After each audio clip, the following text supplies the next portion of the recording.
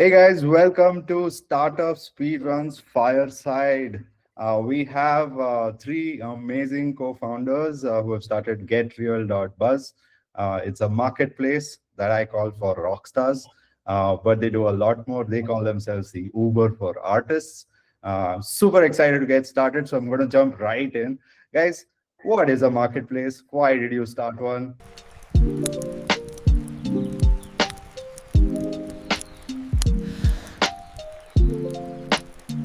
Let me start since the whole idea was mine till it became the collective. Now, back in 23 is when we started, correct, Pradeep? Yeah, 23. Yeah. Right after the financial year, if I remember right. I think it was the first week of April. Yeah. And we decided, all right, we were, now just to give you a little bit of our backgrounds, from the hiring industry. So Pradeep and me were from the hiring industry, and Krithi had not yet entered the scene back then in the year 2023. And coming from the hiring industry, you've seen profiles and lots of them. And we used to hire for all the startups that would include most of the product startups that happened with after the e-commerce boom. So m-commerce and Swiggy's and Baiju's, EdTech, Health Tech, delivery tech, call it what you want, everything that happened in the last 10, 15 years, we were hiring product and technical folks for them. So we've seen a lot of profiles, and that's also probably one of the reasons as to why we thought an artist has really no platform to really showcase what they and also give out enough information for people to book them. The idea was to create a marketplace. We didn't really look at it as a marketplace. We were looking at it as a platform where artists could create their profiles, showcase their talent, and network with other artists from around the world. Now, that was what we were looking at. Now, I understand that it is very similar to a marketplace, but there was a whole lot more thought and emotion that went into it. I also got into it knowing fully well that if I can wake up every day thinking that I'm in the business of having a good time, now that is something that I'd want to do every single day of my life and for the rest of it. So I shared this idea with Pradeep, and that's how we decided to create an app where an artist could download and create an artist profile in about 5 minutes to be listed and to be discovered and booked for gigs all over the world. And we also had some very interesting features for artists who are onboarding, because once you onboard, till you get that first gig, you wanted to keep them engaged. You wanted to, provide something that would probably help them connect with other artists, help them jam, help them create. And that was the platform. And that was really the idea. Before the business end of things, the romantic in me is what suggested this, and Pradeep went along with it and got involved hook, line, and sinker. I must Before get I must get Pradeep into this bit of the conversation, right? Like, so how was your day going when like Nikhil came and told you this dream plan of his, right? Like, yeah, so we get into such conversations. We were actually into more such conversations because, as Nikhil mentioned, we were into the hiring business. We talked to a lot of product leaders and product managers from the B2C internet ecosystem. And when Nikhil started talking about it, I felt like, okay, no, there's some product manager kind of a talk that's happening right now. And he's talking about a lot of features which are very relevant to a particular industry, which is artists. And then a couple of days we were just looking by to find out if there is anything of that sort.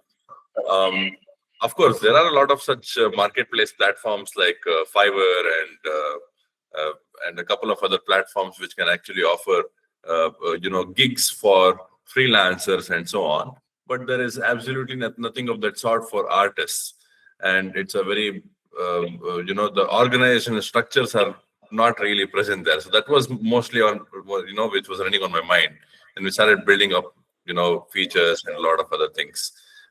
Trying to figure out the supply, the demand, how do we connect each other on one platform. So that was mostly my thought. Right. So, and it sounds like you were on from the moment he pitched the idea. Yeah, that's mostly me. So you like to execute was first. good. And in hindsight, I'm glad I pitched it to the right person, because a lot has changed from when we started with this idea of creating a platform. Onboarding 8,000 plus artists onto the platform, getting some kind of traction going, even with their posting on our social media. But when it came to the business end, you'll have to be a lot more pragmatic. And you need No, let's wait. Let's not rush into Let's not rush it. It's just I'm enjoying being in this dreamland, this area of romance, right? Okay, cool. So it's still a dream now, and you guys are discussing about this. So tell me about those days, right? Like, what was the driving factor? Of course, like the one you already mentioned is like you were working in HR and you wanted to move into, the king of good times kind of a lifestyle in some sense, and how that trajectory happens is something that was contributed to all of this coming. As long as I don't have to leave the country. I love this country. Let me tell you. Yeah, and in that context, so tell me more about the conversations you were having, right? Like, what was the factors that were going into convincing each other that this is the thing to do? I think we took about a week to arrive at someone who can actually develop this app for us, and that's when we started discussing on the way forward in terms of the features that it has to have and the road ahead too. Again, that took about since we were doing it for the first time, not done this. We don't come from technology background. Neither do we come from the hardcore product development background, right? We've been into business before, but nothing like a startup, right? So only when we zeroed down on who's going to develop this app is when we got to know that we really have to build on product wireframes, the workflows, and so many other factors. Then a simple conversation actually became a 200-page document then. Yeah. Fascinating. So it's scope of work that we thought is going to be all but 3.5 pages. Ran into, like Pradeep mentioned, close to about 200 pages of it. And like most first timers, we realized we still hadn't covered quite a bit, which we had to along the way, and which also took maybe round about a year for us to actually get that first product out to onboard artists. We had a store. We had a store ready. It was absolutely glittering and shiny, and it just needed a few rock stars. But that took about a year. And in hindsight, there were so many things that we could have done better. So many features that we did not really have to have, in that basic. It just had to be functional, and we probably overdid it a bit. Yeah. But yeah. So the app, when it began, it was it was very much artist centric. Everything to do with making sure an artist's booking, the money, when they travel, everything was covered.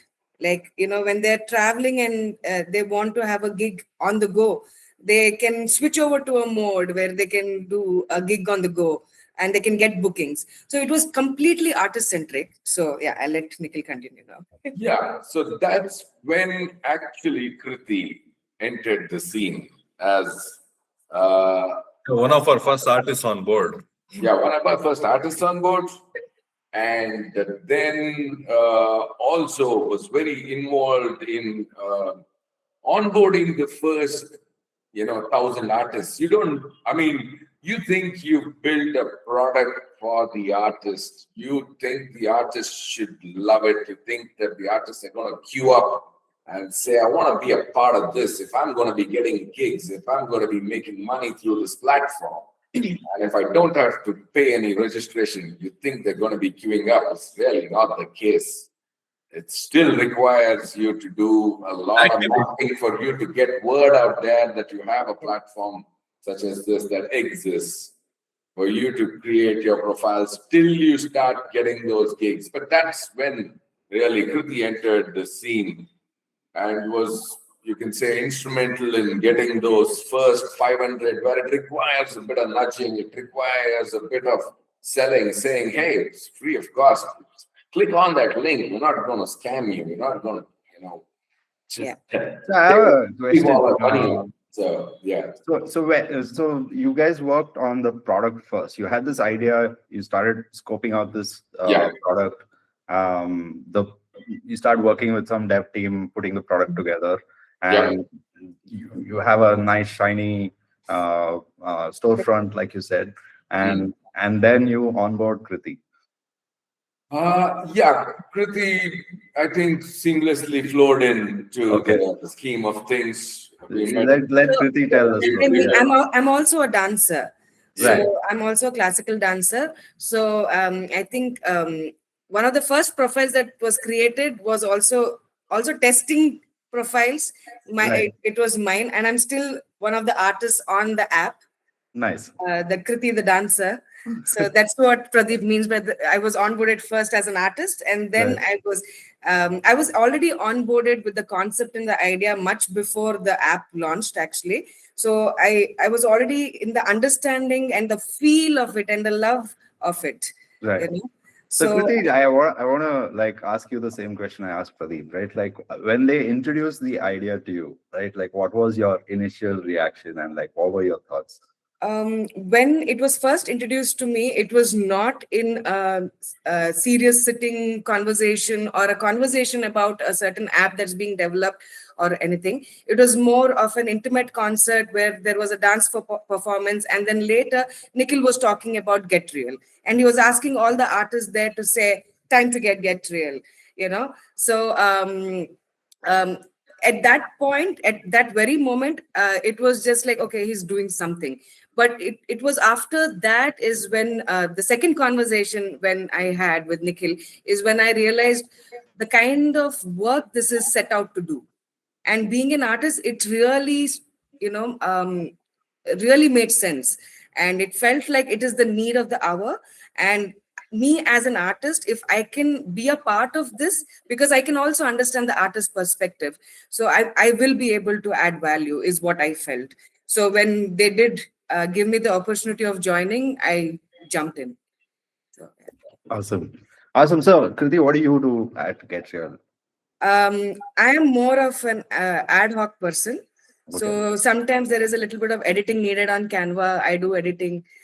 Sometimes I need to do something on the social media. I take care of that. You also are the first in the morning. Yeah. So mostly on the creative aspect. I'm involved with the company. People aspect too, HR is something that I'm also the HR of the company. When it comes to the designated spot for me in the company, I'm the HR of the company too. Because our employees have to deal with Pradeep and me with code. So I think we all do multiple roles. Also because it's a startup, obviously, and the roles have only added. Because our work scope also has changed so much from the time we began. Right. From the dreamy perspective, for the love of art and the artists and the human connection and all of that, which we still hold. But there is also this huge business angle that we had to learn and unlearn and relearn, and so much of it. Yeah, we get to that. Yeah. Yeah. No, awesome. It's great hearing the passion just flow through you guys, right? Like, and so, okay, cool. I'm going to continue the storyline, right? Like, so you built the app, you onboarded Krithi, and then what did she say? Like, So wait, now we're in the onboarding artist phase. You right, see, we did not have the user end ready. So we had onboarded close to about 1,000 odd artists, and that was when we had the user end ready. So we decided to launch it in phases so artists could onboard. If you have a store, you better have some goods to sell, and that's what we had with our first 1,000 artists from across various different parts of the country. hang on. I want to pause at this moment. The vision for GetReal, Mhm. right, is anybody should be able to jump on this platform, discover and book an artist, right? Like that was the vision, That was the vision. right? That is still the vision. Okay. When it comes to the app aspect of it, that is still the vision, that anybody can still go on the app and discover artists and book. So today, if somebody who's watching this decides to have a artist booked for their wedding, birthday Yeah. party, corporate event, they They can just do get that. onto the GetReal Concert, app yeah. Of course. and book, and they get to see thousands of artists listed there, and then they get to, okay, fantastic. So that's what GetReal does from the app perspective.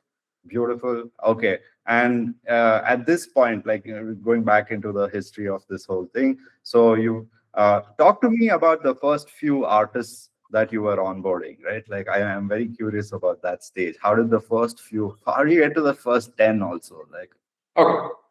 So, as strange as this sounds, you think you know a lot of artists, and those are the ones who you can onboard very easily. But it's not to be. Yeah. The people who we knew, people who were close, we are still close. Having said that, but there's a level of complacency that you can't really comprehend. They're just going to tell you, yeah, we're going to do it sooner or later. So we were banking on, having like about 50 onboards in a week's time to set the ball rolling. Like for example, even if it's a new artist who just downloads the app, and if you can't see a single artist on the listing page, always that's the start. It's not the very start. You see the origin of it. So in the beginning, if I may interrupt, we had to make calls to every single artist that we felt like. So there was this back end work that was happening where we had built this whole database of artists and their Instagram or Facebook or phone numbers or something somehow to get in touch with them, and we would get in touch with the managers of bands. We have had some very interesting conversations. We have had for one sign up, we have had conversations for about 20 minutes, sometimes half an hour. So it was quite a tedious process. The onboarding was quite a tedious process. It was not at all as smooth as we thought. We thought we were the only flower available and they were all going to flock around us like the bees. It didn't happen.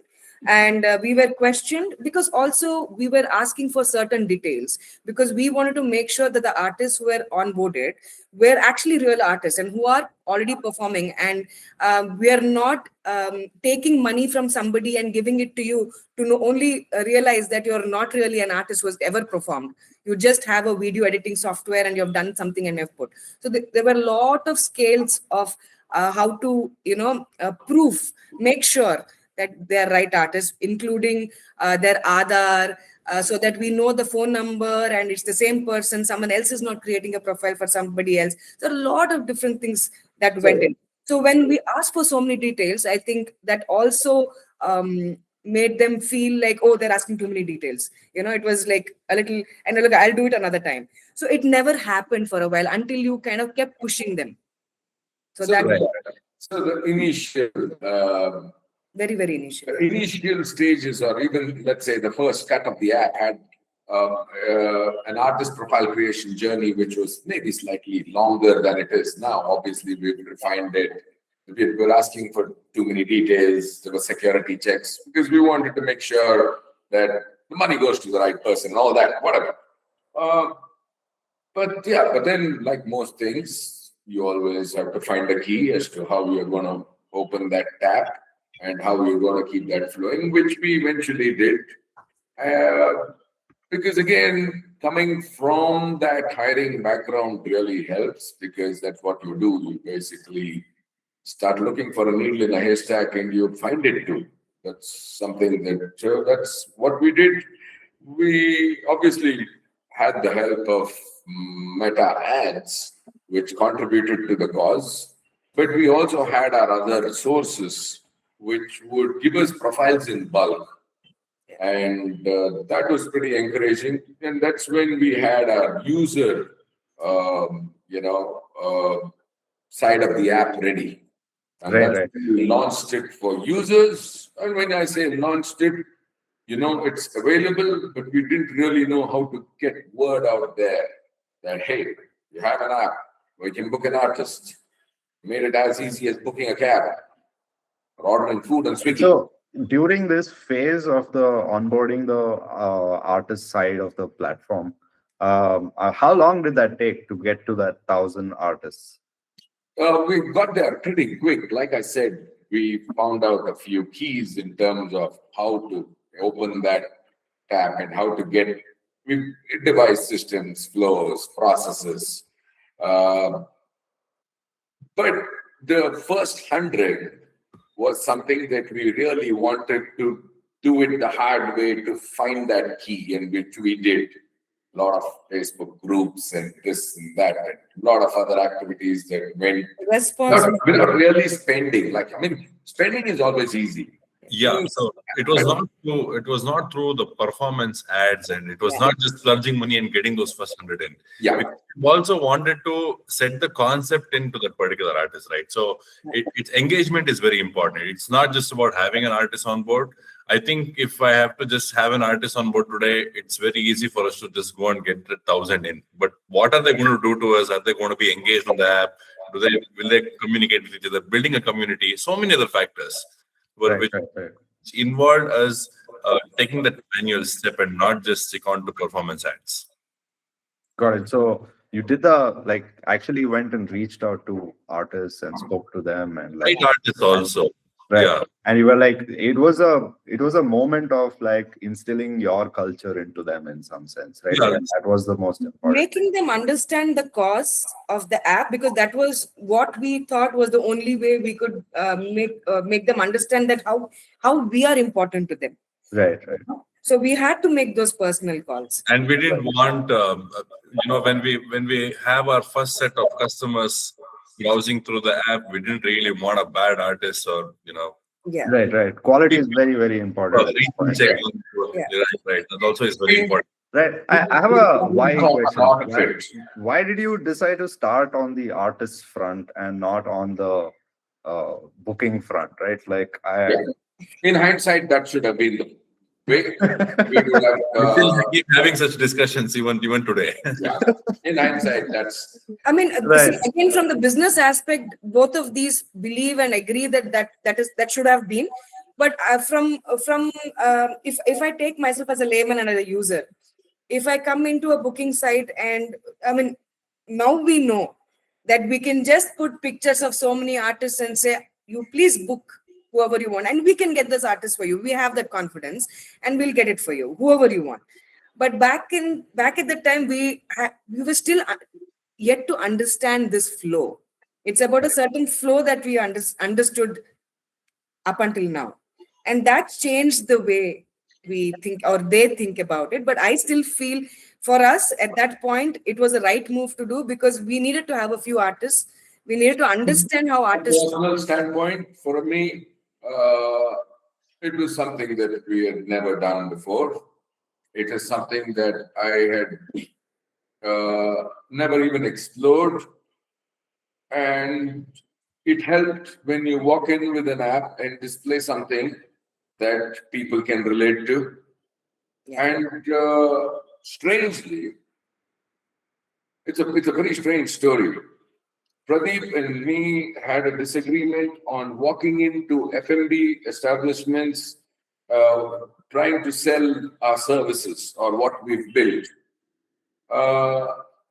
Which is why I walked out of the cafe that we were working in and walked into one of the places in Kormangla called XOOX. It's tic-tac-toe, if you know what I mean, but it's, yeah. So that was the place, and we got 4 gigs. We got 4 gigs from the first place that I walked into after a fight, because Pradeep happened to mention that you can't be just going out there on the streets. How many are you going to be covering? You better be buying a dozen pair of shoes if you're going to be looking at doing that. But that's really how we got our first initial 50 bookings. We literally had to hit the streets and walk into these F&B establishments, tell them we have amazing artists, and they would choose one of them and share that link and then give us the price that they were willing to pay, not the price that the artist was listed at. Right. You can, which is, I mean, and then there were learnings like this, which continue and will continue. So many. Absolutely amazing, right? But the fact that there was someone who used a product that we built and that led to a sale was a big up for us, in the sense that the first few bookings happened through our network. My good friend Amit Shetty, Camp Monk, he did our Sri Ganesh and just booked an artist for his campsite, and they have a glamping site off Kanakpura Road. And every Saturday you have a bonfire and you have our artists making sure people are having a good time out there. So that continues till date. That's pretty amazing. What started off, and that was our first gig. And see, with any service-oriented industry, there is a trust factor that needs to be gained, right? And what we realized is the best way to do that is by entering F&B places at that point to get smaller gigs, so people see our artists, people know about GetReal. And that was the path we chose at that time. We also were putting our energies into private parties, which is like a birthday party for a kid, or even a birthday party for a 40-year-old or a 50-year-old. So there were different genres of users we were trying to touch. Right. Needs. So I mean, like I was getting back to the first 50 bookings, because that's what you built your product for. End of the day, you've got to get those bookings in. Only then does it count as proof of the pudding. No booking, no pudding. So we, even our next client, Fisherman's Wharf, chose a profile from the app, shared it with us, and told us, I need these guys. So our first 2 clients who wanted our services also had a catalog in terms of choice, in terms of actually having to see their videos of performance videos, which you seldom get to see, or you just don't know if the artist is based out of the city that you're in. So a lot of factors which led to those first 50 bookings, which were very encouraging for us. There were few and far between, I must say, for the first few months. But what happened through something that we built. So you spent the first few months basically building out the artist profile and all of that stuff, and you did that very, very manually for the first 100, and then you started using ads and all of that as leverage, and then even on the booking side you've done the same exact thing, right? Like you went out and literally built that trust face to face, human to For us, human. FMB, it was our lowest hanging fruit. And Even today. startups should first find the lowest hanging fruit and then build from there. FMB establishments need entertainment, and we have it all. That is and which is why we went after the lowest hanging fruit before, while were making a conscious effort to open doors into various other lines of businesses that would include corporate, weddings, private parties, and so on. five stars, private gigs, so Because that's the internet is when, while we were actually going to a lot of F&B establishments and a lot of other, hotels, bars, and so on, we also were actually putting in efforts through, to drive in the demand through internet performance ads. That also was something that we kept constantly investing in that. yeah. We have also got, we also got to know a lot of things about, weddings and corporate and so on. We've done amazing gigs from the inquiries that we generated through the social media and through performance ads. And we have learned so much about, for this particular kind of, the kind of visibility that we need. What works better in Facebook? What works better on Instagram? What are the things we can get through Google? There are so many different aspects, and the artists. So we'll have to, in terms of the progression, right now, we're still at a stage, or as far as the discussion is concerned, we're still at a stage where we're in our first 50. We're not yet. So our first 50 happened as bookings. I want this, you provide me this. Mhm. But even as we were reaching the 50th number, there was a certain level of trust that was built where the FMB heads would ask us for our opinion. And that basically led to a very interesting and different, stream and line of business, which is curation, which is something that we do till date, and which is something that we continue to get better at, because there are so many other demographics that you take into consideration when you are. Fascinating. So how long in the journey did that, like the first 15 bookings take? Like it's about a year and a half? No. We got there very quickly, in fact, because there were weekly bookings. 4 months. Right. Yeah. So that we got there fairly quickly because there were weekly bookings. Right. And 4 months, no? Yeah, 4 months. Close to 4 months. for 4 months. Oh, okay. Fantastic. We onboarded our retained clients, and we still work with them. Right. And it was mostly like a service line that was established, and it was on contracts and stuff. So our first 50 bookings happened in like 4 months. Okay. Today, if we're looking at it, it sounds very easy, but those 4 months were the hardest to find out. Tell us about it. Tell us some stories from those 4 months. The fact that you have no clarity, or you do not know exactly what to sell to someone who already has everything going for them. Right. Yeah. Now, after about a couple of years, I may still find something that I could maybe offer in terms of what I bring in, which will generally add value, mind you. But the initial days, you're also trying to find your placement, your fitment in the whole scheme of things, and that is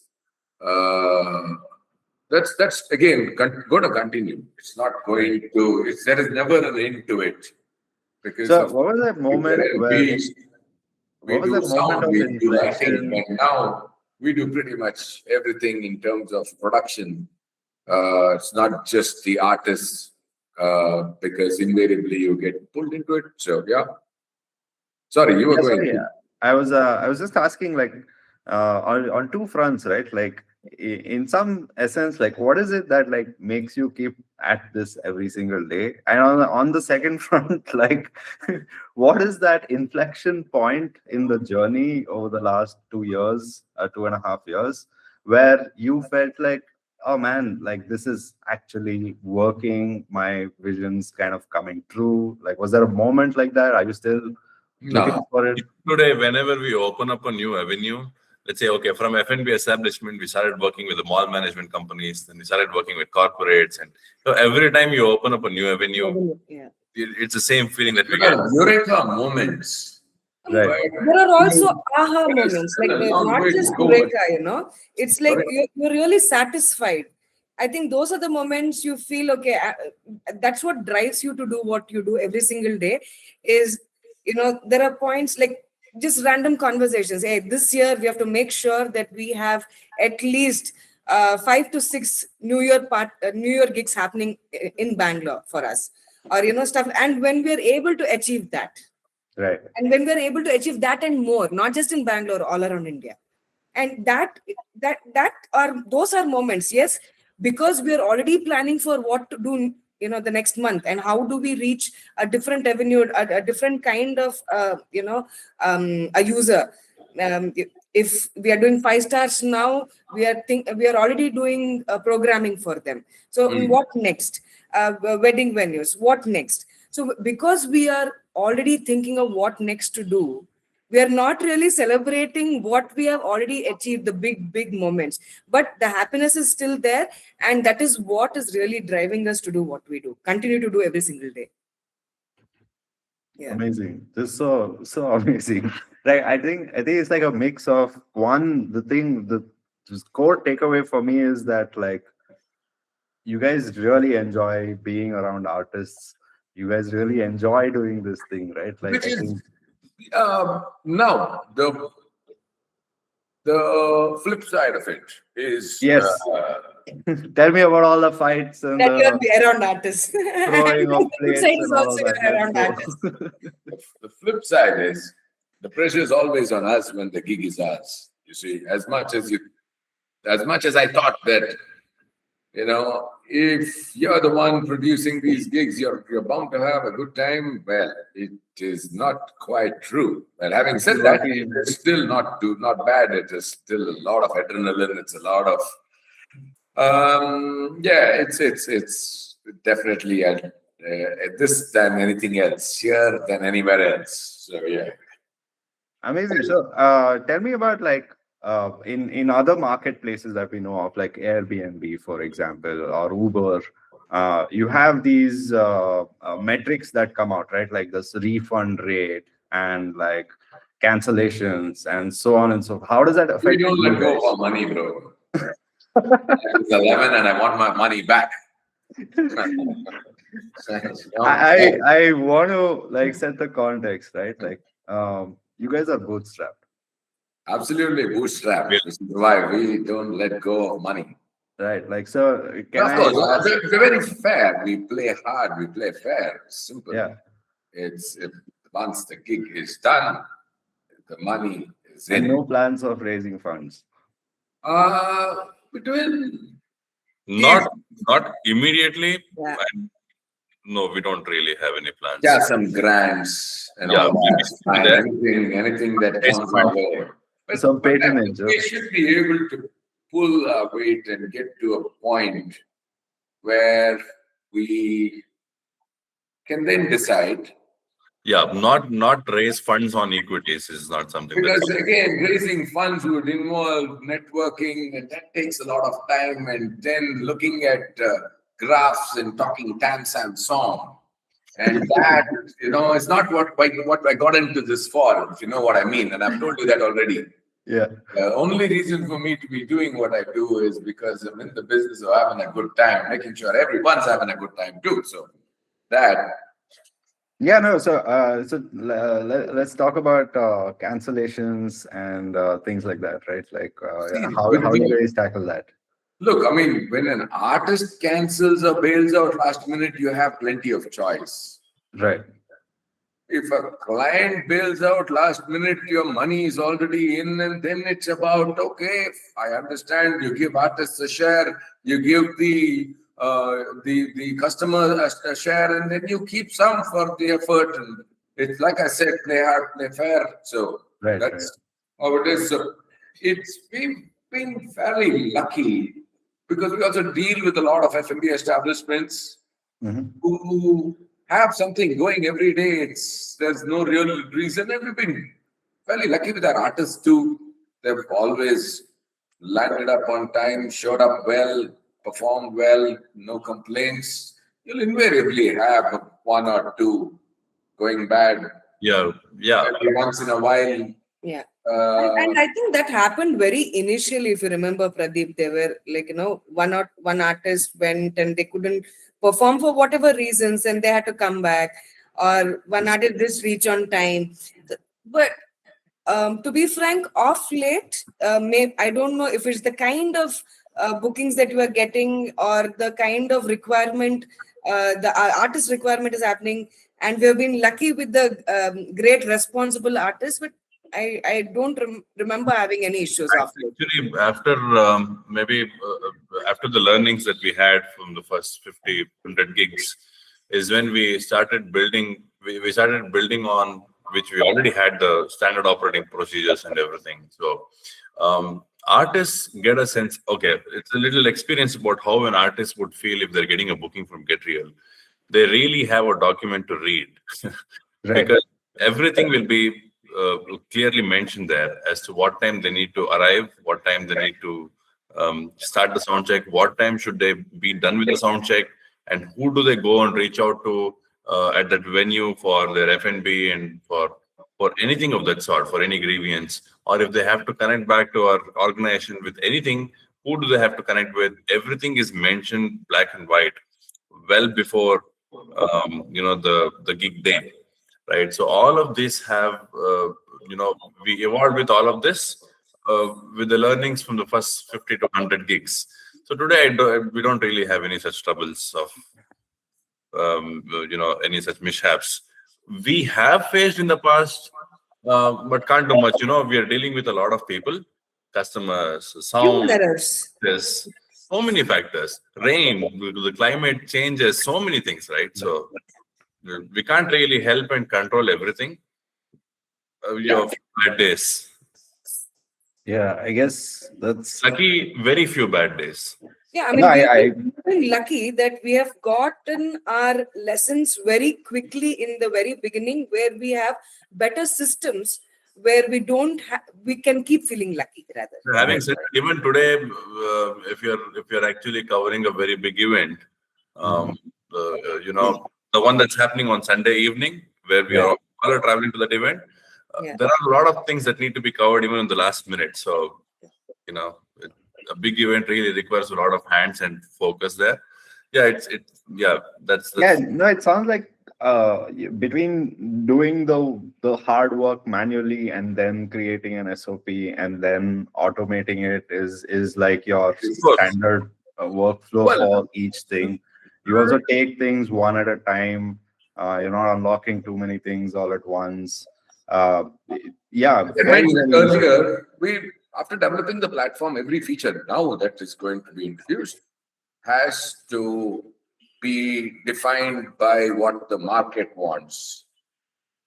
The platform was a figment of our imagination. It's out there, but from here, the road ahead, and as far as tech is concerned, has to be defined by market needs and what will really work, and that is something that you can find only in the real world. So we are also getting real, and we are also finding out a lot of even the artist onboarding in now has become according to the necessary, according to the needs of the bookings. So and automatically, as and when we get bookings now, if we have a need for a different kind of artist, they get onboarded. The minute you are in our roster, either you are on the app or in the system, you are there. Right. Yeah. Fantastic. So, like, it seems like also that your entire focus continues to be quality rather than just growing for the for scale, right? Like, No, quality, yeah. Quality comes first. For sure. Yeah, for sure. But we can surely do with some more business, and we're not pretty confident that quality is not going to be dropping. So anyone out there I listening think to this, our biggest asset is our business. curation, the strength in curation. Because knowing the area, knowing which area the event is going to happen, what is the demographic of people there, the age group, everything is considered. The cuisine is considered. The what kind of what does the people who are hiring artists who are asked for this event, what kind of event are they hosting? What are the expectation of the kind of crowd they're expecting? So all of that, we get a great idea of that, and then we curate. So it is literally served to them. So so that really sets us apart from other booking sites also, because you can go and look at artists, but nobody's going to sit and tell you why this will work better, or this is going to be great for you. So that's another that's also obviously going, which is also why we got into curation, because people do not want to decide or not sure of it themselves, which is also why they would require someone to be curating their events and curating entertainment, to be precise, to match the crowd and various other factors that Krithi's already mentioned. So yeah, let's move. Yeah. awesome. So, what does growth look like? What are the metrics that you track? What is the goal you've set for yourself in terms of growth for this year? What is the future looking like? Taking it by the month, and we're taking it, we can say, by the quarter. And we're looking at growing at round about at 25 to 30% every quarter. Every quarter, yeah. That I think is a realistic target to have. So And that's revenues, or that is Yeah. Revenue. Our revenues. right? It is really now when you look at it, it's really a percentage of the top line. So it's either or. So clearly, Yes. so what happens is, again, if you're looking at the number of bookings or anything of that sort, or it's not about the number of downloads or number of subscribers, clearly not that, because sometimes you get one big booking and then you're actually sorted. So it happens. So it's clearly the scale that we are looking at is only with related to revenue. That's it. So it's not something. Yeah. So the growth is in terms of revenue, in terms of client experience, user experience, artist experience, building community, building presence on social media, growth, not just in terms of these numbers, but growing other verticals. It could be managing artists' digital presence. It could be managing the F&B venues that we work with, their digital presence, and various other avenues of theirs as well. So the growth is the idea is to approach it in a multi-pronged way, where that your customer base is someone who you already networked and working with. Now that opens up various possibilities for which that you're pretty well suited, because that's the industry we are in and that's the work that we do. So the growth now is just about opening different avenues, different verticals, and creating them so as to have them firing all cylinders together at some point. So that's what we're looking at as far as the growth is concerned. It's just trying to find newer verticals now. So it's a very horizontal growth that you're looking at. Actually, you're opening up more categories of services. Yeah. Absolutely. Yeah. I mean, there is going to be the other growth too, but while you're doing this, it's going to be a horizontal and vertical. Right, like it's invariably the marketplaces are best played out when it's a two-dimensional growth, right? Like Yes. keep adding artists while keep extending the number of services you keep offering to your Yeah. I mean, users. right now, what we have realized is we haven't made, in the last 1.5 years at least, we have not made a single call to an artist saying, please come on board. We have Right. only called them saying, we have a booking, we have a requirement, are you available? Right. So that loop has changed. That trust factor is like now A completely lot of it reversed. happens organically after a point, right? Like Right, you've right. got a gig, now you've got to tell a few of your artist friends, and that's happening. Well, it The is. onboarding does It not didn't really happen as become- much as we wanted, but it is happening. Yeah. And it doesn't matter. Everybody because gets it's not used. really a number that is going to change much as far as day-to-day business and operations and functioning is concerned. Exactly. So like I mentioned, you have the artists who are our customers, and you also have the users who are our customers. So you have both two categories, and within users you have so many others, Right, right. like your corporates, educational institutions. And each one of them probably asking for unique Very unique good. requests. Each Yeah. booking. While not the type end of goal client. is to go retail, where an end user just gets on the app and books an artist, we also know there's so much more that needs to be done to get there, and there also has to be a way out for people who don't want to do it, who are just not confident of booking the right artist. I don't. Right. I've been given the role, but I'm not competent enough. A lot of them have told me that. It's my daughter's wedding, but I don't have a clue what she needs. I've been told to book a band, so you get my point. Same with Right. it could be a dad, or it could be the head of an F&B establishment who's great at his job, but who wouldn't know much when it comes to setting the vibe of a place. And that's where we come in, and that's what we specialize in, creating icons, all that, which has happened. And those are the features that we have not included in as far as tech is concerned, but that's business. That's what we offer, and that's really what keeps those gigs coming for artists. Because the idea always was to create a gig economy for the artists and make sure you have as many artists as possible, getting gigs through a platform. And but also it has to sustain. It's a business, and bills to pay and mouths to feed. So yeah. Awesome. I want to get a little bit of your each of your personal backstories at this point, right? Like I think this is a great segue into who are you guys? Yeah, let's start with Pradeep. Yeah. Okay. With regards to this, my relatability to GetReal.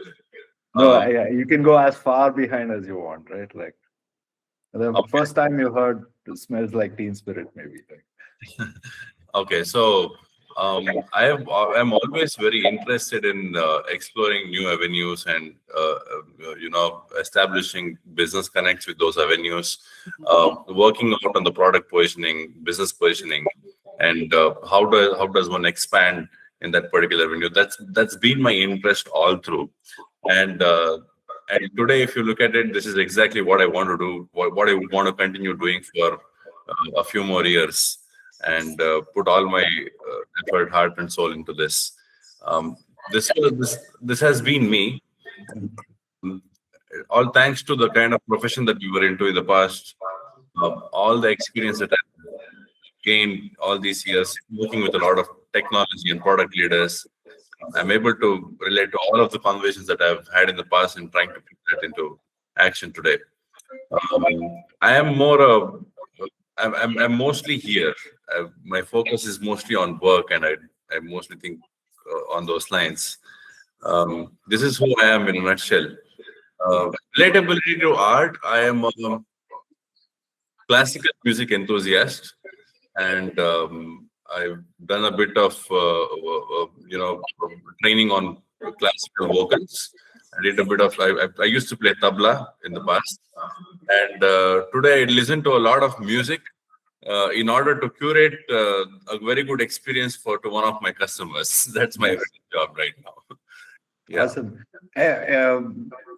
The platform as such is not just for music, right? It's for across the board. All kinds of performing arts. Music. So if you Even if you want to remove a rabbit out of your hat, there's going to be someone. Magicians. if you ask me what If you want the rabbit to talk, also they are ridiculous. Catch the rabbit, bunny rabbit by his ears. Yes, Pradeep, you're saying something. so if you most of the bookings happen in the music category. Right. Other categories haven't really seen a lot of bookings as much music has seen, because that's the most relatable art form today. If you look at an open world right now, be it any avenue, music is one that really. How do you know these two? How do I know? I've worked with Nikhil for almost a decade and a half now. Oh, wow. Yeah. And Krithi for the last 2.5, 3 years, I think. Yeah. Fantastic. Awesome. Yeah, Krithi, you next. I believe that I'm jack of all trade and mastering one at a time. So that is what my life story has been, and I've always wondered all the things that I've learned, where am I going to use it? And GetReal happened to me. So that's how I'm here. I'm an interior architect. I have done client management in the same sector. I've always been good with people. I'm a classical dancer, which I already mentioned. I also briefly took a point to learn a lot about healing.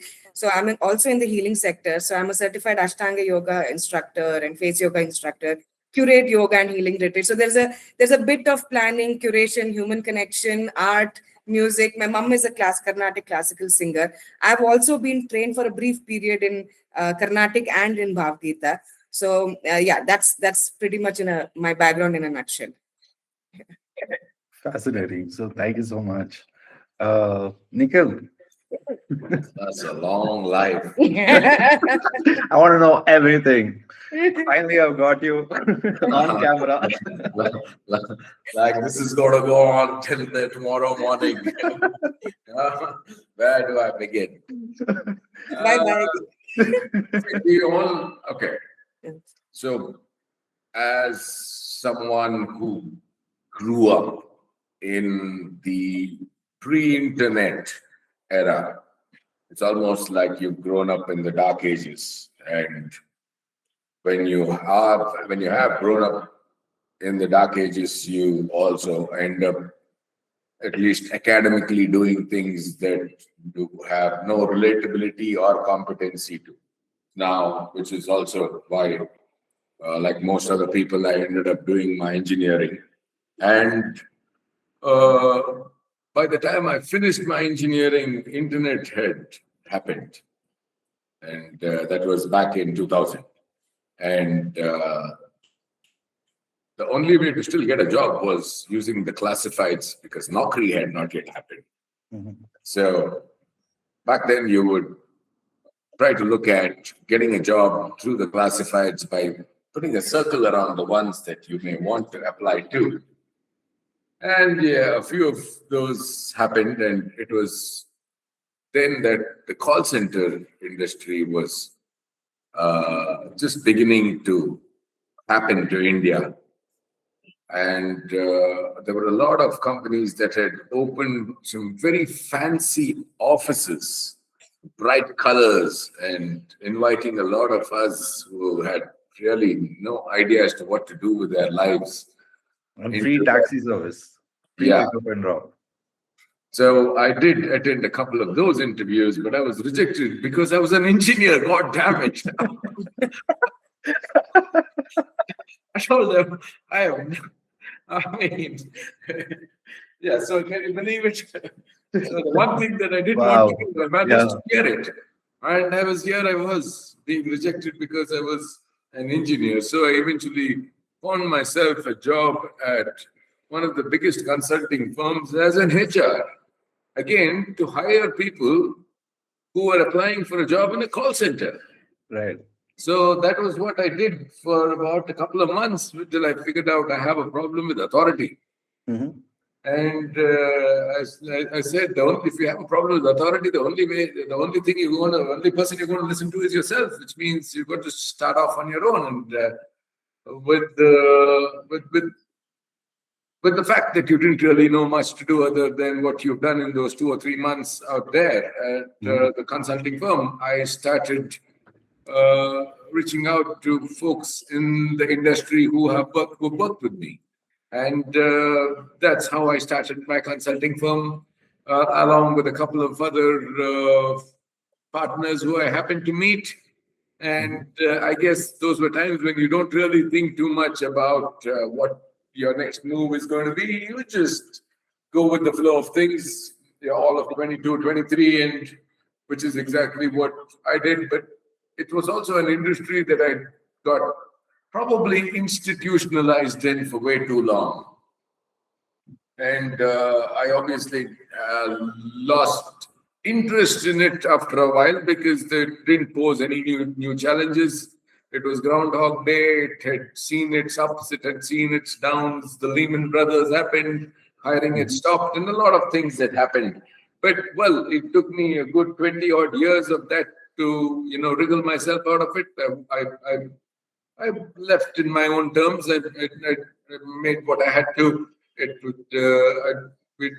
The last 5 or 6 years were extremely good with hiring, with all of these folks hiring at some obscene salaries. And we were very good at what we did back then, and we still are. But and that's when I said, I need something that keeps me going for the rest of my life. And here we are, getting real. That's Awesome. me in a nutshell. That's really cool. That's a fascinating story. I mean, I'm also somebody who started my first company at the age of 22, 23. It was a creative agency. And the reason I started a creative agency was because I went to every creative agency in Bangalore and told them in 2008, 9, that there's this thing called YouTube and everybody is going to get on it, and I'll start your YouTube department. And they all laughed me out the door, right? Like, so I was like, okay, nobody's going to do it. I'm going to do it myself, right? Like, Yeah. and that was the start for me as well. So it's very interesting to meet somebody who understands that when you don't get along with authority, you have to become the authority. Otherwise, life is not going to be good, right? Like, Well, it amazing. also says that if you don't like authority, you need to have balls enough to say, I am the authority eventually. Yeah, that's absolutely big cojones, definitely required, right? Like, awesome. I want to talk to you guys about how you feel about the arts industry, what's happening in terms of because Bangalore's gone through now, I would say, a bunch of eras when it comes to the music scene or the art scene and so on and so forth. Like I think we'll all have our different takes on it. I'll take the first 20 seconds. All of you can basically say whatever for however long, but it's very vibrant. It's the time to basically. It's really the time when it comes to people valuing experiences more than possessions. It could be a car, it could be an apartment, or it could be Jimmy Choo's. People are going to choose experiences over Jimmy Choo's, and that's very interesting for us because that's the world we anyways envision. Now it's just a question of filling it up with some really interesting stuff to make sure that you have more and more people shifting over to our side of experiences than material possessions. So that's where I see it doesn't matter what trends, there are plenty of trends, and that is going to continue. But the fact that people value experiences more than what they possess is a very interesting phase for us. It gives us room to just explore and keep feeding a very experience hungry generation out there. Yeah, you seem to be leading the pack in that. Like, I want to just ask a quick follow-up question. In the last year, what is one of the best experiences you've had? We've had so many, but for us, the experiences with friends and family is something that you can't really like. There are so many other experiences that you have at all these festivals and gigs and all that. Uh, but after a point, you value, just time with friends and family more than the ones that have way too many people. That's my personal But has side of GetReal added it. value to that fun and enjoy and frolic? Yes, absolutely, 100%. Every beautiful gig that we have done, may it be a brew festival or an October festival, or providing artists to the mall organizations, or amphitheaters like PCPA, where we hosted theater groups. All of these were enjoyed Oh yeah, because they were all and successes, that's so different in terms of lessons. experiences. You're meeting Yeah. Mukhyamantri Chandru, and he's cracking you up by just talking. He just talks and you're cracking up because he's that funny.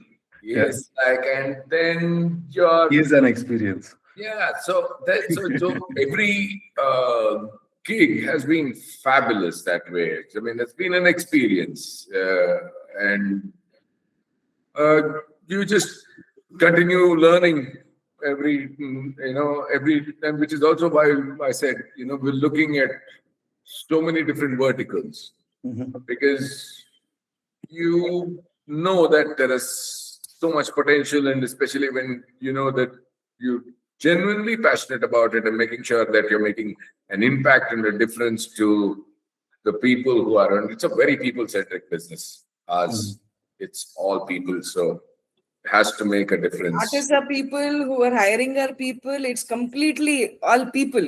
Yeah. There is no tech, there is no standing aspects to it. It's There is all all real.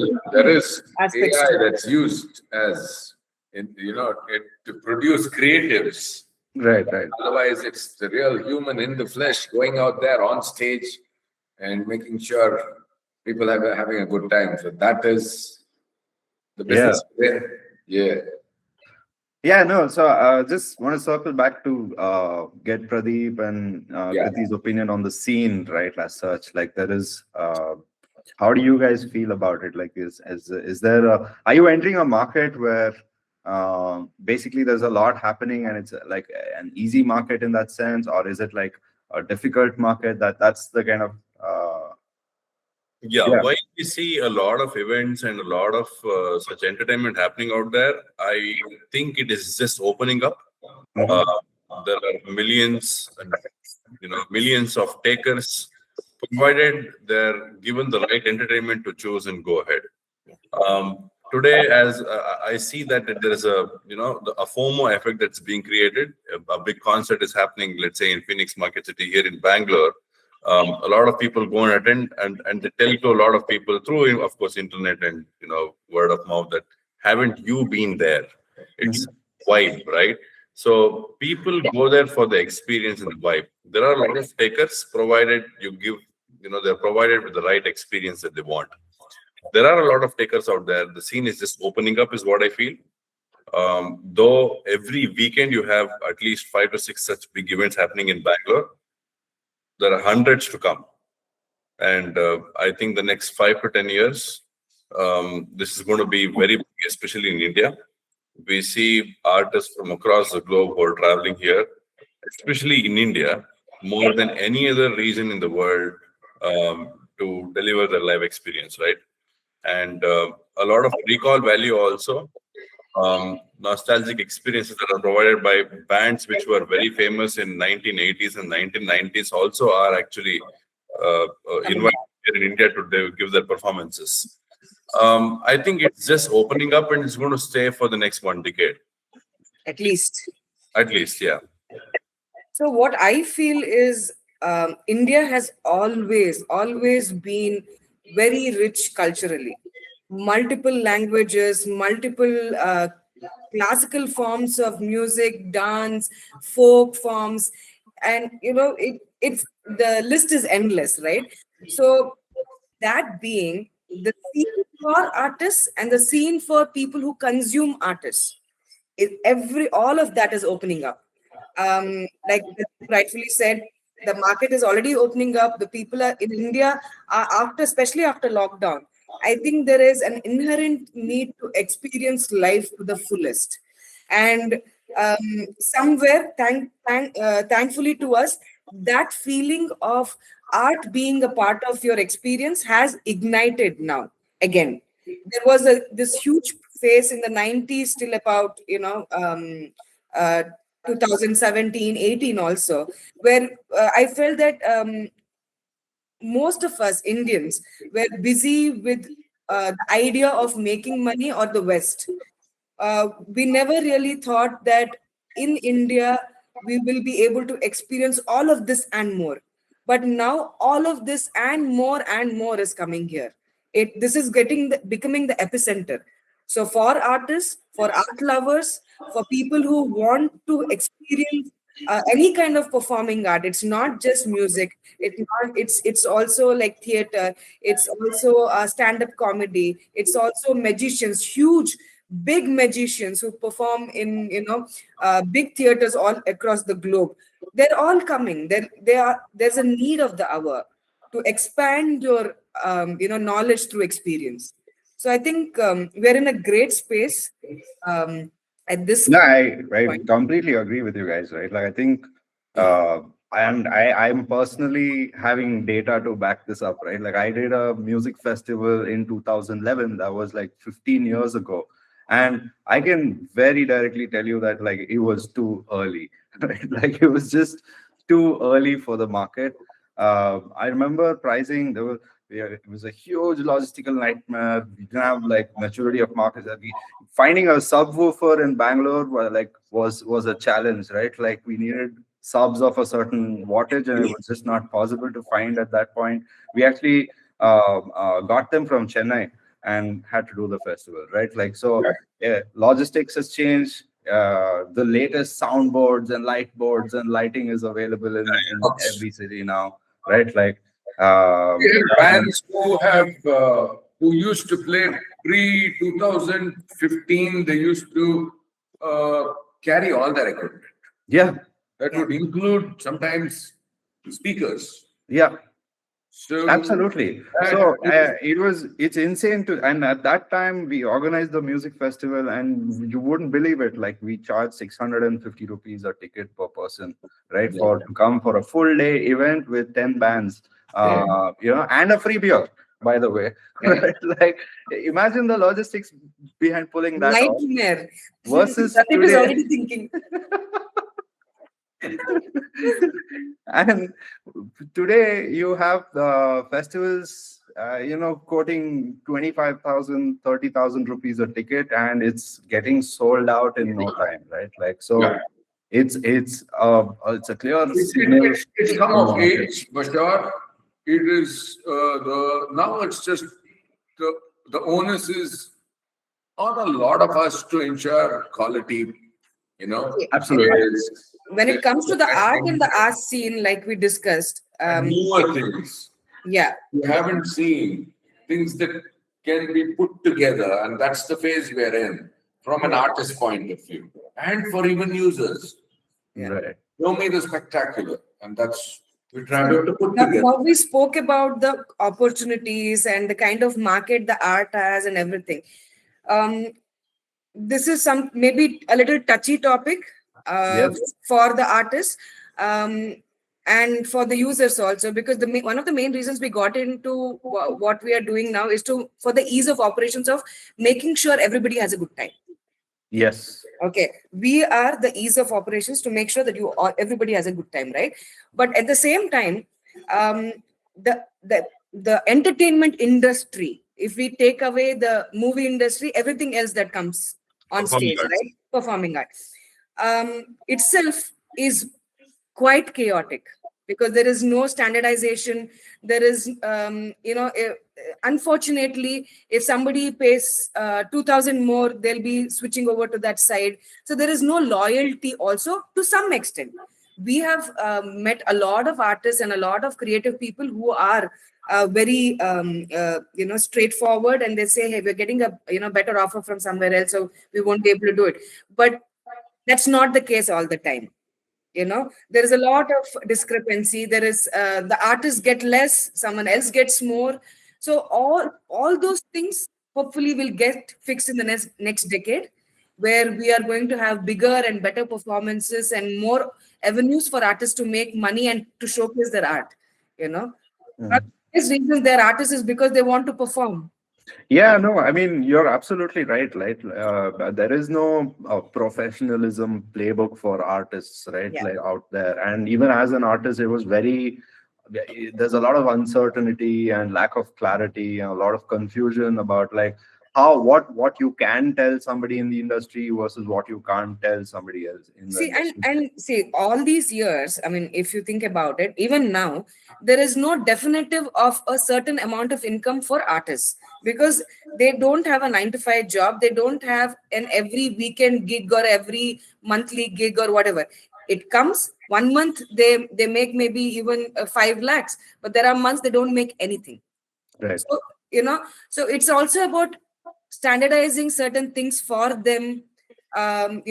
It's a collective. It's a Right. collective. We can't alone do it. We are in the process of trying to make that happen Yeah. in many ways than one. Yeah, I mean, a lot of work that responsibility sort of invariably falls on a marketplace like what you guys are building is the regulation and standardization of all these practices, right? Like Yeah. the onboarding is standardized, the booking is standardized. Like Pradeep previously mentioned, pre-gig, you send a thing to the artist saying that, hey, here's your sort of checklist. I think the SOPs are not just internal, right? Like I think this is going to have a second order, third order effects on the ecosystem itself. Yeah. Yeah, that's fantastic. Absolutely crazy. I do want to hear from Nikhil and Pradeep on the artist side of things, right? Like, how are you seeing that side of things evolve? Is there evolution? Is there some message you would like to give to artists? Is there something that just from a perspective, because we heard a lot about like on the other end, the users are markets opening up, huge demand, people are willing to pay money for stuff, right? Like so, yeah, something on the side of the artist. There are just not enough artists. There Not are enough artists for a country that has the population that we do. And it is sad to say or to see the decline of art in the last 20 odd years. I do remember, as at least the city that we all come from, it had a lot more happening in the late 90s and the early part of the century. And we still have a lot of them who are still active and who are probably amongst the very best available in the market.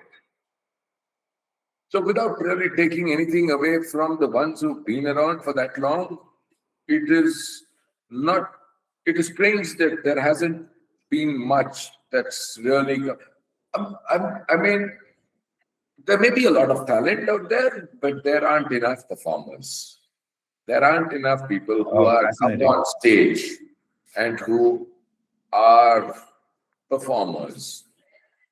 So that is that's what, and I do believe there is a huge opportunity for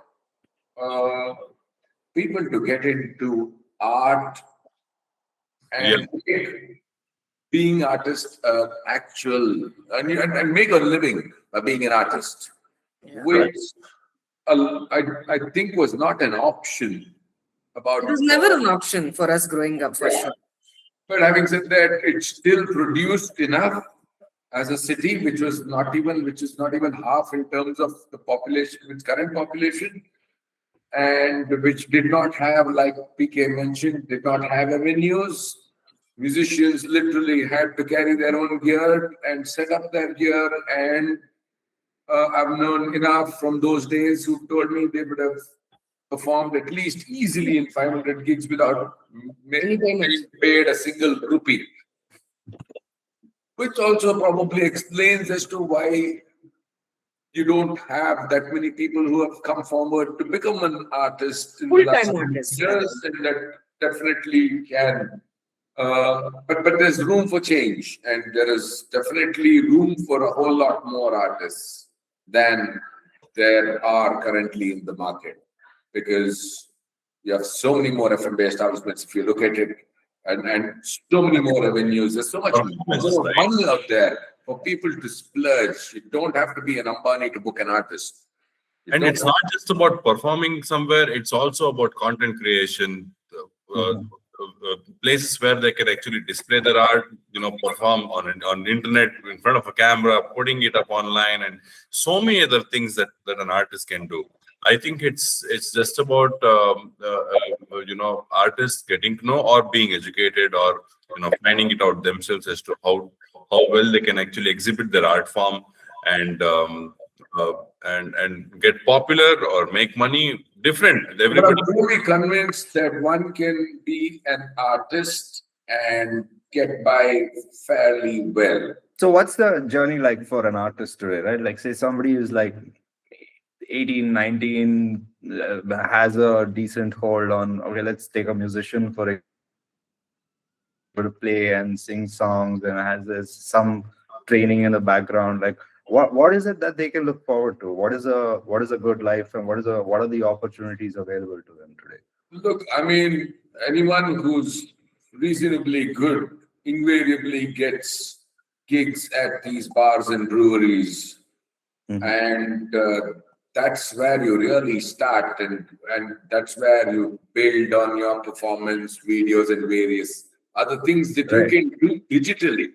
But if you're reasonably good, and if you put yourself out there on platforms such as ours, you're bound to be discovered, you're bound to get those gigs.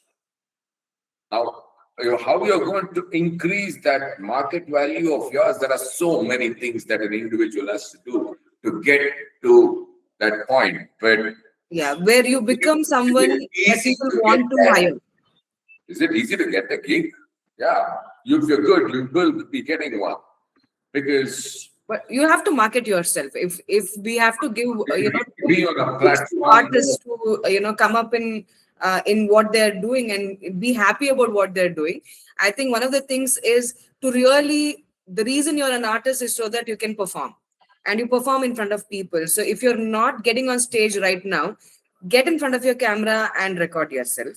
Have some great videos and go to open mics and perform there, take videos so people know how good you are when you're performing. Because how will anybody book you just because you're a good singer? I'm a good singer too. So it's there is a fine difference between a great singer and a great performer, and that's the line they have to define. Interesting. Yeah, so there is a lot of opportunity, and you do think that it's a great life, and the early years than ever before, and I think it long enough to know that there is so much more now than ever before.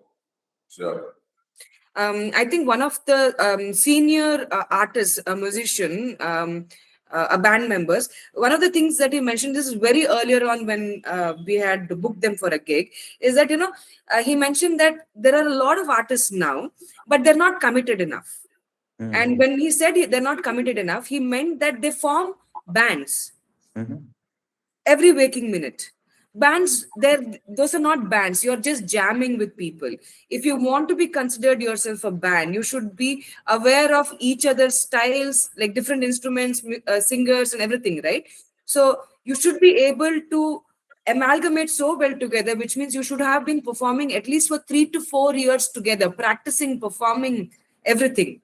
Free, paid, depending on your skill sets again. But if you consider yourself or of a duo or a trio or a 4-piece band, 5-piece, whatever, whichever the number is, that bunch of artists need to have worked with each other for at least 3 to 4 years to even consider themselves a band, you Right. know.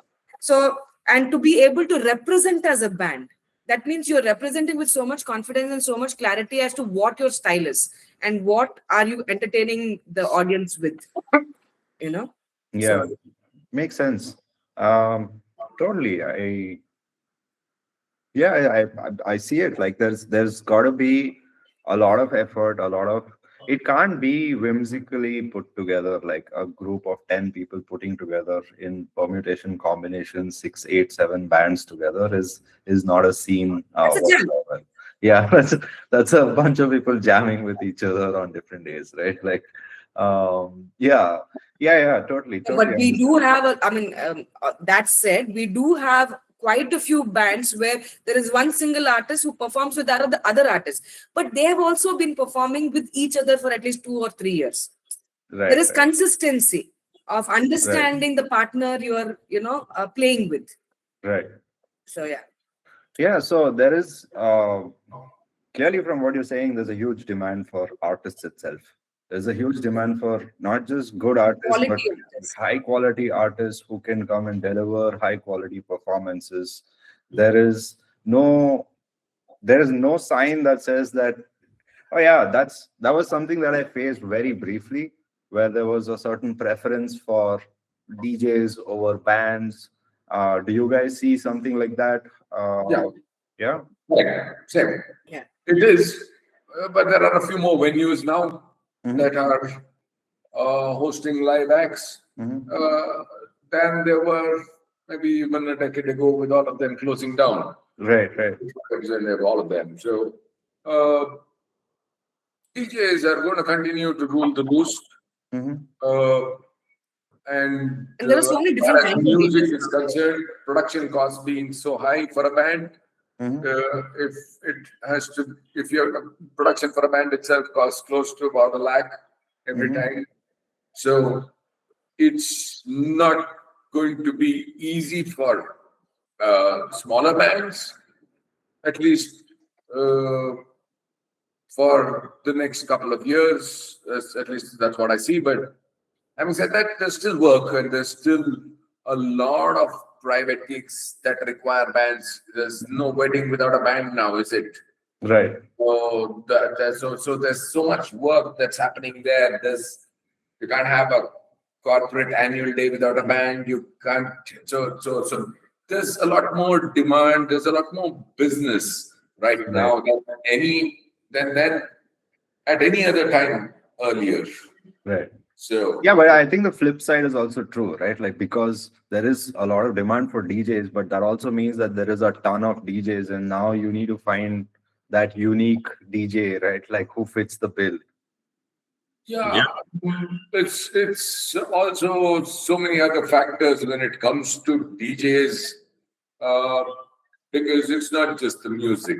Yeah. It's about whether he's popular enough, she's popular enough. If there is, will they be in a position to draw a crowd, and so many other factors that come into play. Oh, I mean, that's an interesting point. I want to double click on that a little bit, like on the concept of uh, like basically, if you are thinking of becoming an artist, whatever DJ band, regardless of which, what are the things that venues and your users, basically your customers, are looking for from artists when they do book, right? Like, of course, at the top level curation, I would say the right genre fit is there. At even more higher level, there's some budget considerations that you consider before you even start curating. But after those, the logistical challenges are done. From a purely talent perspective, what should like an artist think of in terms of, hey, will I get bookings? Will I get better bookings? What are those points that an artist can improve themselves with? Yes, Krithi.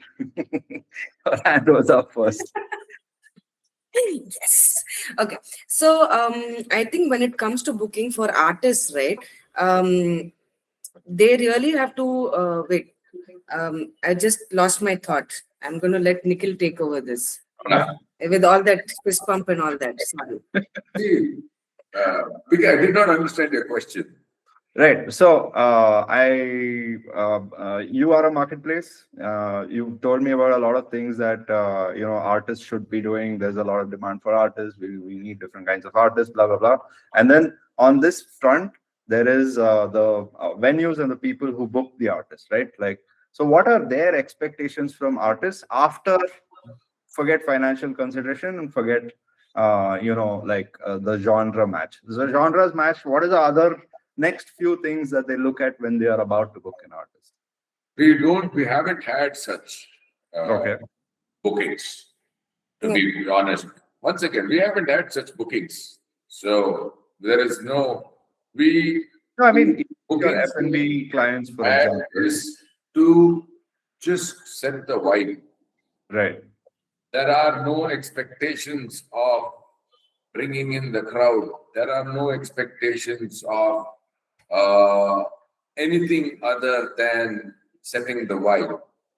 And if the vibe is on point, and it is again dependent on one or two people who get to decide if the vibe is on point. If the vibe is on point, we're doing a great job. And those are the kind of bookings we've got. That said, whenever we have any kind of bookings, we do expect the artist to have some kind of a shout out video, something, because they also have to celebrate that they have got a booking and they're performing somewhere. So it's not just about promoting the place or us or them, but as a collective, it's about saying, hey, we are doing this. So I think that is something that the artists need to do more often, be more communicative and interactive with their audience while they get booked for gigs, not just with the perspective of filling up a place or anything. It's just about making people understand the kind of gigs they do, the kind of visibility they'll get because of that. And in partnership with them, we also get the visibility, which makes us get more gigs for them. Right. So I think that is the very smallest basic requirement that we have from them, is to cooperate with us when we're trying to make any kind of videos or announcements or posters. So that I think that would be very, very, very important for us. Right. I think it's something unavoidable by all professions. Yeah, but yet a lot of them fail to give us quality. The artistic sense of it, because you know what people consume and you know how they consume it. It's the amount of time, the attention span, and all of that, right? So all that mixed together, to have a little patience with us or people, whoever is getting you bookings, and the venue which is hiring you, so that you make it a great event for all of us involved, including you, the artist. Right. Absolutely. No, I agree. I think so. The flip side of the question is, do artists get picked for having more follower counts, or is that a myth? Not always, but yes. Not always. What are the situations where they do get picked for follower counts versus for a certain genre, when you don't have too many artists in a certain town? Because we also try to make sure that we get artists in the town first. Right, if we have someone of this requirement in town and the client likes them, they're getting hired first, because that reduces so many different aspects of logistics of getting another artist from another city or country or wherever it is. But that also has been done, and we'll keep doing that. So when you say you are a local artist, I just lost my having the follower count. Is it like no? So basically, it again depends on the avenues, right? So most of the F&B establishments, the current lot that we are working on, if they are looking at activating their venues, they would want a popular artist to come and make some announcements selling. For example, a very big artist selling that I'm going to be performing at this place and so on. While for a wedding, or be it a college fest or a corporate event, they will also look at the popularity, but they'll be focused more on the performance videos. What is the kind of entertainment quality that they can bring on the stage? So it again depends. We can't possibly tell that it's only the popularity, it's only the But majorly, it has to be the quality of the performance See, video. like I said, not always, but sometimes. I may be a great artist, but if my performance videos are mostly me capturing in a selfie mode, may not really fetch me any gigs, right? So Right. if I'm an artist, I also have to work on my presence. Yeah. That goes with any profession, I believe. You may be you may be very good at your work unless you promote it and present it well. There is the possibilities of you getting work is going to be very less. So Yeah, absolutely. We Yeah. had Neha, a travel influencer with like a 60K followers on Instagram last week, and she also said the same thing. Today there are like school teachers with crazy Instagram followers, and like they have dentists and doctors, and all of them are like active on Instagram. So considering that's where the assessment is happening, right? Yeah. So how do I get to know about PK? So okay, PK has to share me his profile, and only when he shares his profile is when I can fine. PK has done all of this. If you want to see about GetReal, I could be telling you about a couple of gigs that we did the last couple of weeks. But if you want to really assess our work, you really need to get into our Instagram profile to see what we can deliver, right? Absolutely. And that also still yet doesn't have all of it. Yeah, really. It's No, I always mean, like that. I guess the takeaway is that it's not so much as the numbers, as long as the page gives off a I vibe mean, of I'll give professionalism you and I'll give you an seriousness. example without naming anybody. We had a specific requirement for a certain kind of band Right. for a festival, for a liquor festival, and they were very particular about this particular band Okay. because they've not heard them anywhere, but because they have great following and they have a good name, because this band has created this great online presence. Right. They have a person traveling with them all the time, and who's shooting them and has a great presence. Performance from our side, from my personal opinion, is that they weren't worth how much they were brought for. But at the same time, they marketed themselves really well. So the client wanted it. We are curating it for you. What Right. you know? Got it. Yeah, I mean, the harsh truths of the industry, right? Like sometimes the client knows exactly what they want, and it's the numbers on the Instagram page and not the artist's talent, so to speak. So, yeah, your job to facilitate that.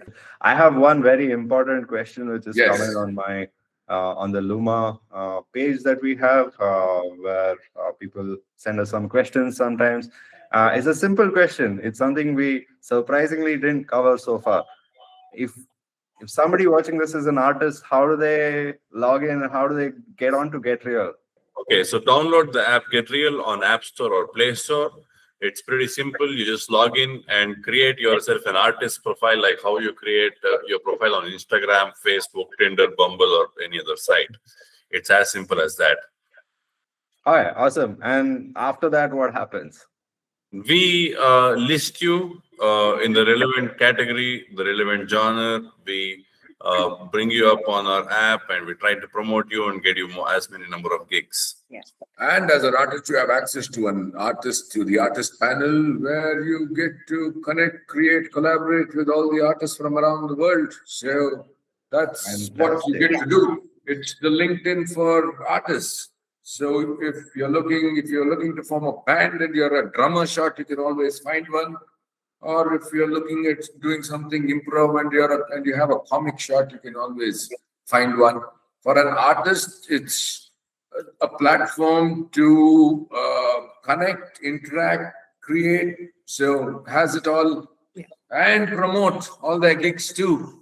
Which And also, I think another great thing that you can probably, as an artist, you can do is, after you download and create your profile and everything, follow us on Instagram and stay in touch with us, because we are very interactive, and we talk to our artists. We have a very personal connection with most of them. So yeah. Yeah, I mean that seems to be your ethos. I'm pretty sure if an artist reaches out to the GetReal Instagram page, I think Krithi is the one who's going to be responding to them. Most likely. So you're really gonna get in touch with GetReal directly. Guys, just like hop onto that scene, right? Like, Yeah, I mean, it sounds like I'm answering all the Instagram questions, but when a lot of these calls come, no, the person answering is Pradeep because his phone number is everywhere. okay, so call for Pradeep, DM for Krithi. Nikhil stays out of the picture. He's the puppet Not master really. orchestrating Not everything. really. He's in the middle of the grind too. These two are getting ground very well. Amazing, amazing. Another question from somebody out here asking, what size is your team currently? We are 7 people. You want to detail a little more? Yeah, so we have social media, which also comprises the content creation. We have one operations, and one operations is a colleague, and one of our colleagues takes care of the pre-sales lead generation. So this is our team right now, and we three are founders. And we've outsourced quite a few of the departments too, which is Right. tech, which is the CEO and SEO, SEM, and we also work with a lot of channel partners in various cities where we are not physically present. Got it. How many cities are you operational in? As of now, consistent work is coming from the cities in India, but we have done gigs in places that are not. Pretty certain you wouldn't have heard of those places also. Small towns and small townships in India, we've done gigs everywhere. Yeah. Chennai, Delhi, and Bangalore is something where we have ongoing gigs week after week. The rest of the cities are, like I said, there are these sporadic gigs that happen every now and then. Yeah, so clearly aligns with your current philosophy of delivering quality, not just scaling for the hell of it. Yeah. I'm pretty sure, like, if anyone reaches out to you guys from any part of the country, who is probably be able to deliver without any issues. Awesome, guys. I think I'm going to call it at that. Thank you so much, everyone, for being part of today's Startup Speedrun. This is Nikhil, Pradeep, and Krithi. Krithi, come back. Yeah, no worries. Signing off for today. Okay. Thank you very much, PK. Thanks, guys. See you, PK. I will call nice. you guys to round up, debrief, and round up. Yeah. Sure. All right. Cheers. We'll have to do it one more time. What? We said bye-bye without you. Ah. Bye-bye. Bye-bye. Okay. Thanks, Krithi. Thanks for being Thank on yours. Thank you so much. Bye-bye.